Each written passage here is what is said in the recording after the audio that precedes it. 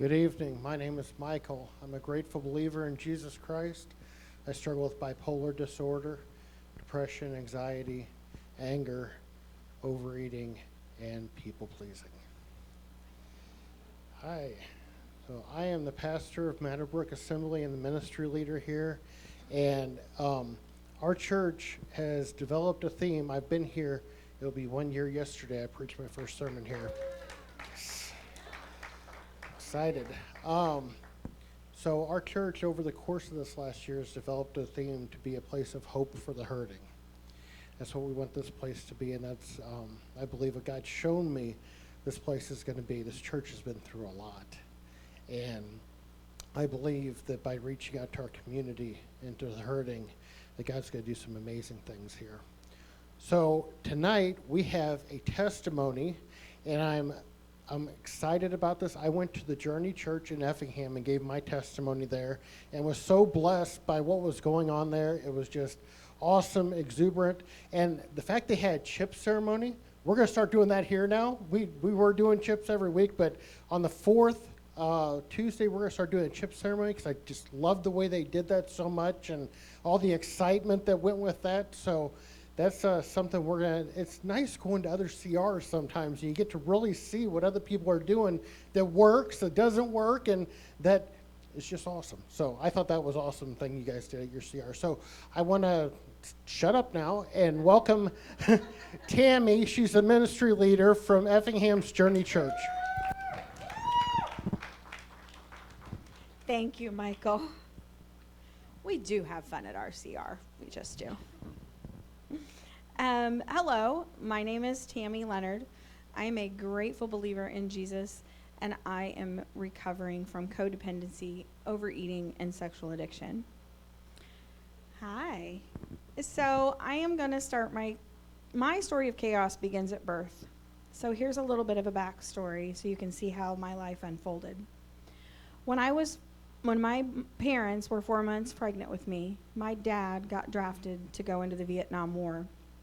I was born in 1970 while my dad was across the ocean fighting a war that wasn't his to fight. The Red Cross told my dad that I was a healthy baby boy and that my name was Tommy. That was back in the snail mail days, so it took Mama a little while to get it to my dad that I was really a girl and that my name was Tammy, not Tommy. I can only imagine the impact that had on my parents, and to be honest with you, the disappointment that my dad had to feel while he was overseas. Every guy, whether you guys want to admit it or not, wants to have that first boy. I didn't understand that growing up, but I get it now. I also now see the major impact that had on my life. It may seem very insignificant, but my mom and I lived with her mom, my grandma. When I was 8 months old, my mom and I were flown to Hawaii to meet my dad for the very first time. We were allowed a 5-day visit, and just for fun, in 1971, you could fly to Hawaii for $275. I don't think that would buy you anything today in Hawaii. My dad fought in that war until I was 2.5 years old. When he came home, he didn't know me. I didn't know him. We missed it all. We missed all of the firsts. We missed all of the bonding. It was all stolen from us. And if I'm being completely honest with you, I still have a resentment against the Red Cross that I'm still dealing with. Someday, I'll put that to bed, but today's not that day. We missed it all. My dad and I never really clicked. I never felt comfortable with my dad. I was always uneasy. I was never a daddy's girl, and I always felt like I wasn't good enough. As much as everyone else in my world tried to fill that hole, I was the first grandkid on my dad's side of the family, and so they really tried really hard to fill that hole, but they weren't my dad, and they couldn't fill it. It wasn't anybody's fault. It was just our story, and it started screwed from the very beginning. This also left me a very skewed view of men, relationships, and most importantly, struggling to find my worth. My 2 younger sisters came along, and I watched my dad do all of the things with them. They were comfortable with my dad, and I just wasn't, and I didn't understand it. And to be honest, I was resentful of it, and I was resentful of them. My youngest sister is severely mentally challenged, so I understood why she got the extra attention from Dad, but I didn't understand why my middle sister did, because she was there. Dad got to do all the things with her. My parents were alcoholics growing up, so I grew up with lots of drinking, lying, gambling, manipulation, and fighting. Sometimes the fighting would turn physical. Christmases in my house were rough because you see, the local Eagles Club would serve 50-cent drafts and free appetizers on Christmas Eve, which in my family meant that that was going to be a fight and they weren't going to be speaking on Christmas Day. Sometimes the fighting and yelling was happening. I would go sit in the closet and write short stories of my failed fairy tale of a prince coming to save me, but he never came. When I was in the 5th grade, I started to develop as young girls do. One of the boys chased me on the playground and pinned me down and started to pinch my chest. I was horrified. I didn't understand what was happening. Everybody else was laughing and helping. I didn't understand it. I laughed it off and I stuffed it. But deep down, I was scared, embarrassed, and ashamed of my body, confused as to why it was happening, and so many kids thought it was funny. May seem insignificant, but that also hugely impacted me. When I was 16 years old, my mom got a DUI.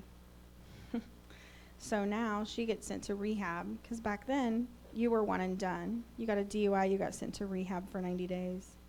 So this left me to help a dad that I was uncomfortable with, my 2 younger sisters, and to become the mom, one of which was severely mentally challenged. And I didn't want anybody to know what was going on in my house, so I secluded. I threw myself into multiple jobs so I could get money for school so I could get out.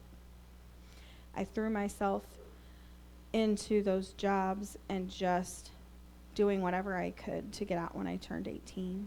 When I turned 18, I moved out. I wanted to be an adult, make my own choices, because adulting is so fun. This is where things really went wrong for me. You know, now I have my own money, so what can I do? This is where I begin to spend money. I discover credit cards, spend money that I don't have, trying to fill a hole that's not fillable. I met my now ex-husband. We moved to Annapolis, Maryland, where I discovered the car business. The owner's son took me under his wing, teaching me all of the things. I was in sales. We had a big month. Seems like everything is going great. I'm going to get a great career, and I'm going to be able to make something of myself and get out of the chaos that I had been living in. But no. He proceeds to tell me that we had a great month, so we're going to have this great celebration. So I show up. I get there. No one else is there. He then proceeds to tell me that I owe him for helping me and for teaching me. He then throws me on the bed and sexually assaults me. I left defeated again, worthless, scared, and like I was at fault.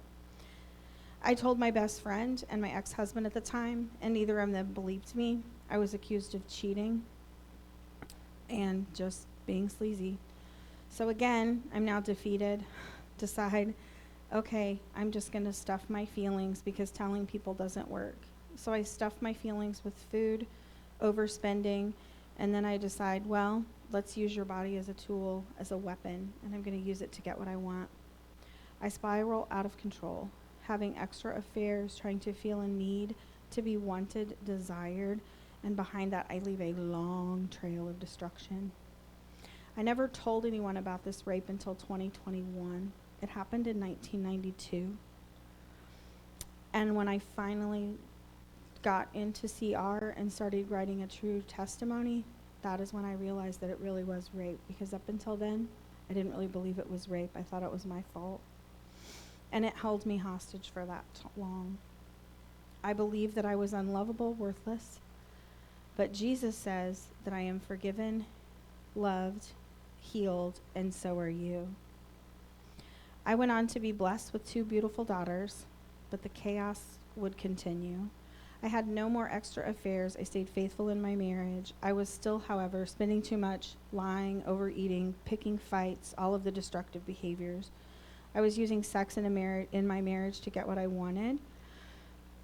And I had been attending church all of this time, but I was doing just that.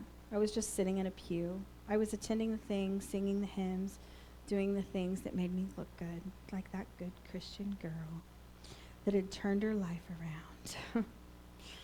Then in 2005, I found out that I had breast cancer. I was only 35 with no history. Wasn't that a kick in the teeth? So now comes a lumpectomy, followed by chemo and radiation. And in the words of my 9-year-old daughter at the time, that was no day at the beach. But by the saving grace of Jesus, I made it. But then in 2008, on Mother's Day, my husband tells me that he's leaving me. Pretty good timing, bud, thanks. I'm shocked, crushed, and he doesn't have a place to stay. So guess what I do? I tell him that he can stay with me, and I do all of the sexual tools and everything I can to keep him from not leaving. I don't want my family to bust up. But to no avail, in September of 2008, he left. I was crushed. Our divorce was final in 2009. So now I decide it's going to be time to do a cycle of going out, drinking several times a week, on the prowl to find that one. Again, self-destruction. I lost my dream job because I was too focused on men. This continued for 7 years. The list of destruction is long, you guys.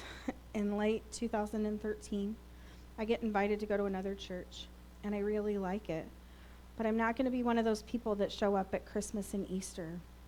So I told the friend that invited me that I would start attending in January of 2014, but not one Sunday before, because I wasn't going to be that Christian. So in 2014, I started going to church every Sunday. I was then invited to go to Celebrate Recovery. That was fun. I said I didn't need this. I'm not an addict. I don't drink. I don't have a drug addiction. I don't have those problems. And in the wise words of my beautiful friend, he said, but I think you're pretty angry, and I think you're pretty bitter. And so then that just made me mad. But he was really persistent, and he wouldn't shut up. So I told him, I said, fine, I'll go with you, but I will only go one time. You're not going to introduce me to anyone. I'm not going to speak to anyone, and you can never ask me to come again. And he agreed. So that's what we did. I came in late. I sat in the back, but then he seen me, had to come back and sit with me. When he sat down, I said, you're not allowed to introduce me to anyone, and we're not talking to anyone. So they had a newcomers class at this Celebrate Recovery. I really felt a connection to the lady ministry leader. So we leave there, and she tells me that she will contact me. You see, God was really tugging on my heart in these times, and I was really making deals with him, because I like to make deals with God, right? And so I told him, I said, okay, God, if you're really here and you're real and you really care for me, then she's really going to do what she says, because nobody else in my world ever did. They never follow through. They don't do what they say. And if she contacts me, I'll come back. She didn't contact me, but I went back. That Tuesday came around, and I still felt like I needed to be there. I got there, and she wasn't there, but I still got there late. I still sat in the back, and I still didn't talk to anybody. And I said, and she wasn't there. And so on the way home from Celebrate Recovery that night, I yelled at God. I told him that he wasn't real. He didn't care. He was just like everybody else in my life, and this was ridiculous. But again, the next Tuesday, I showed up at that Celebrate Recovery and sat in the same chair in the back, and I showed up late. And that lady ministry leader was there. She came running up to me with tears in her eyes, and she cried. And she said, I am so sorry. Both of my kids got pneumonia. We've been in the hospital. We've been really sick, and I'm really sorry that I didn't contact you. On the surface, I was like, oh, I'm really sorry. That's okay. But in the back, I was going, yeah, you're not. You're just lying. You forgot about me, and I just showed up, and now you're trying to make face. But that lady ended up being my sponsor and saved my life. But so for 6 weeks, I showed up to that Celebrate Recovery. I came in late. I sat in the back. I didn't talk to anybody. I went to open share. I didn't speak to anybody. I sat there like this the whole time and never said a word. I found out later that in leadership meetings, I was a big topic of conversation because they thought I was a spy. They didn't understand why I kept showing up and I wouldn't speak to anybody. But that lady ministry leader said, there's something about her. Hang on. Let her sit. Something's going to happen, I know. I don't know how she knew. I don't know how she knew. But on week 7, I decided it's my time to speak. So I say, hi, my name is Tammy. I don't know why I'm here. I don't know you people. I don't like you people. And I don't trust you people. But every Tuesday, I have an urge to come sit in this chair. So here I sit. And I'm not saying anything else. And not one of them judged me. They all hugged me, asked if they could pray with me later after group was over. I told them they could pray with me if they didn't touch me. And so we all prayed together. And as we walked out of that room, I started to make connections, and the bond, my wall, was broken. And because of the ladies in that room and that ministry leader, I began to really heal. I began to have a real relationship with Jesus. And I'm so happy to say today that Jesus is truly my bestie. And it is truly because of Celebrate Recovery that I have found that healing. Today I am happily married to my prince. He isn't perfect, but he's mine. He drives me crazy, but he's mine. I'm working a job that I love. I'm coaching and sponsoring people to become better versions of themselves. I have a relationship with my dad because you see, God's really cool. And he'll give you back what Satan takes. When I met my current husband in 2015, we needed to remodel a house. And we're poor, y'all. And we didn't know how to remodel a house. But my dad is super handy, and he's a contractor. So I talked to my dad, and I said, Dad, do you think we can do this? And he said, I think we can. So my dad and I demolished plaster. We beat plaster. We tore down fiberboard. We hung drywall, and my dad taught me how to lay a floor. And through all of that, my dad and I laughed, and we listened to country music, and we joked. And for the very first time, my dad told me that he loved me. I was 49 years old.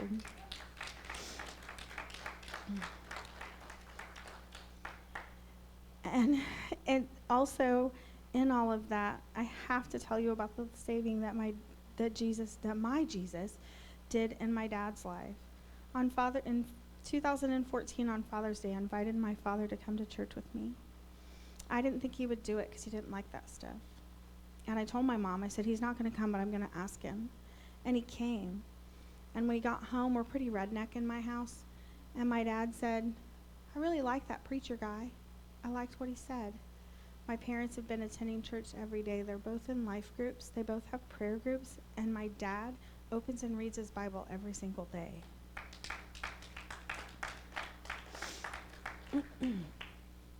So things seems to be going really well, right? I'm finally comfortable around my dad, and as much as I would love to wrap it up with a nice little bow, I can't. In 2016, I was fired from a job that I'd had for 22 years. And I was fired in the words of the owner's son, who said, you don't fit my growth plan. Again, I'm crushed. I'm defeated. All the things. The only difference was this time I had Jesus. And I knew it was going to be okay. Yeah, I was mad, but that's okay because I got through it and I trusted in him. I went 2 months without a job, and then I found a new job. And I didn't go seeking that job. They came after me. So I got to set my salary limits. I got to set my boundaries with that place. But the best thing is, I work at a car dealership that prays. I work at a car dealership now with an owner who actually speaks at his church and really walks the walk and does the things. Again, I would love to wrap it up with a nice little bow, but in 2019, I got hit with breast cancer again. Only this time it's a different type. Why not? Why not? All the cool kids get breast cancer twice, I say. So, but this time, my breast cancer is super aggressive. In the words of my oncologist, this is a wildfire, and this is going to be a dogfight. It's what everybody wants to hear from your oncologist. And I said, okay, let's do this. We've got Jesus, we're fine. So I had to do 7 months of chemotherapy, and I mean chemotherapy that I couldn't have anyone around. I did quarantine before quarantining was cool. On July 12th of 2019, my oncologist told me that my numbers were too low. He said, you have to go home. You cannot leave your house. If somebody does not live with you, they cannot come in your house. And you have to stay there until we can get your numbers up. So we did it, and then I had to have a complete mastectomy. What? I have to have a complete mastectomy? Remember, I used sex for my validation. So now this is huge. But God tells me no. I'm more than that. I'm worth more than that. Y'all, it was ugly. 2019 was an ugly year. I was confined to my house. I couldn't go anywhere. It was hard. I didn't think I would make it. There were times I couldn't get my head off of the pillow. But God had it planned out the whole time. He had me. He was right there. I look back and I see all of the times that he guided and directed me, even when I didn't listen, even when I was not nice. But he still gave me grace, mercy, and he forgave me and accepted me back with open arms, which honestly is super bananas to me. I still am amazed at his love because I didn't deserve it. I don't deserve it, but I sure am thankful for it. So I'm told that I can't end this story without telling you, without all of this craziness, I have also been hit by 4 different semis. None of them were my fault. I've been hit by an Amtrak train. I've had COVID 3 times, and I've had breast cancer twice. So God isn't done with me yet. And he has given me a vision of changing the world one broken soul at a time. So when you think of Celebrate Recovery, you think that it's just chemical condition. And it's because of that I feel very inadequate standing up here telling you my story. I feel like my story isn't impactful. But I know enough to know that that's Satan. And I'm here to tell you that Celebrate Recovery is so much more. It is for everyone. And it absolutely saved my life. I am a wife, a mama, working for a great company. I have a successful side business, and I am the ministry leader of a Celebrate Recovery, which is so surreal to me. I couldn't, but God can, and he did. So if you are attending this Celebrate Recovery regularly, keep it up. Do the do. Work the steps. Plug in. Get an accountability team. Stay connected, because I want to come back and hear God's story in your life. If this is your first time at CR, first of all, I want to welcome you. And I'm proud of you for walking through those doors. I know how hard that is. So I encourage you to keep showing up. Get some connections. Don't leave without somebody's phone number. Work the program and watch Jesus work in your life. Psalms 18:2 says, "The Lord is my rock, my fortress, and my deliverer. My God, my strength, in whom I will trust. My shield and the horn of my salvation, and my stronghold. He is 100% that for me." Proverbs 3:5, "Trust in the Lord with all of your heart and lean not on your own understanding." Because if y'all try to figure this out in 2023, you're not going to get it. Don't even try. Just trust in God. And in all of your ways, submit to him, and he will make your path straight. My name is Tammy Leonard, and thank you for letting me share.